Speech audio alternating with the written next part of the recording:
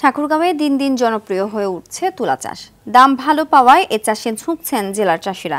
তুলা চাষে কৃষকদের উদ্বুদ্ধ করতে প্রশিক্ষণ সহ সহযোগিতা করছে সংশ্লিষ্ট কর্তৃপক্ষ। ঠাকুরগাঁও থেকে সোহেল পারভেজের তথ্যচিত্রে জানাচ্ছেন নাদিরা সুলতানা। বসুন্ধরা ডায়াপেন্ট এখন আরো উন্নত। এই hot air through top sheet দ্রুত শোষণ করে সোনামণিকে দেয় কোমল অনুভূতি। ভৌগোলিকভাবে উঁচু হওয়ার কারণে ঠাকুরগাঁয়ের অনেক জমি অনাবাদি ও পতিত পড়ে থাকত। এই পতিত জমিতে এখন তুলা চাষ করছেন চাষিরা। প্রতিমণ তুলা বিক্রি হয় ৩,৯০০ টাকায়। ভালো দাম পাওয়ায় জেলায় দিন দিন জনপ্রিয় হয়ে উঠছে তুলা চাষ। তুলা খেতে সাথী ফসল হিসেবে মূলা ও লাল শাক, আখ এবং কলার মতো স্বল্পমেয়াদী ফসল চাষের সুযোগ থাকায় লাভ বেশি হয়। তুলা থেকে তৈরি হয় সুতা, বস্ত্র, টিস্যু পেপার, চিকিৎসার তুলা সহ নানা পণ্য। আর তুলার বীজ থেকে তৈরি হয় ভোজ্য তেল, গোখাদ্য, প্লাস্টিক বিস্ফোরক দ্রব্য, সাবান ও গ্লিসারিনের কাঁচামাল সহ অন্যান্য সামগ্রী। গতবার তুলা চাষ করি 25 শতক মাটি, তাতে আমি 28,000 টাকা পাই। সেই কারণে আমি এবার আরও বাড়িয়ে ডবল করে এবার তুলা করেছি।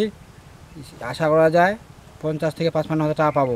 এই আবারটা খুব লাভজনক, বিক্রি হয় 50 থেকে 45,000 টাকা। আরও 2-4টা কৃষক বাড়ছে।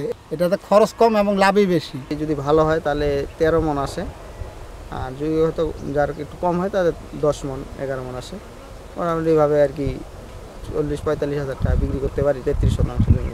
কতবার তুলা করছিলাম 1 বিঘা মাটি, তার মুনাফা পাইছিলাম আমি মোট 60,000 টাকা, খরচ বাদ দিয়ে 40,000 টাকা আমাদের হয়েছিল। তার জন্য আমি এবার লাগাইছি 1.5 বিঘা মাটি। এবারও মোটামুটি আমার ফলন অনেক ভালো, তার মধ্যে এবার পোকামাকড় অনেক কম।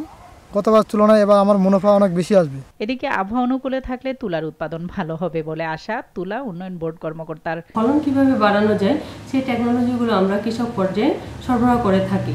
এই অনুকূল আবহাওয়ার কারণে আমাদের ফলনও ইনশাল্লাহ বাড়তেছে এবং আমাদের সময়টাও কমায় নিয়ে আসা সম্ভব হবে বলে আমরা এবার আশা করতেছি। তুলা চাষের সহায়তা বাড়ানো হলে আমদানি নির্ভরতা কমবে, সাশ্রয় হবে বৈদেশিক মুদ্রার, এমনটাই মনে করছেন সংশ্লিষ্টরা। নাদিরা সুলতানা, RTV।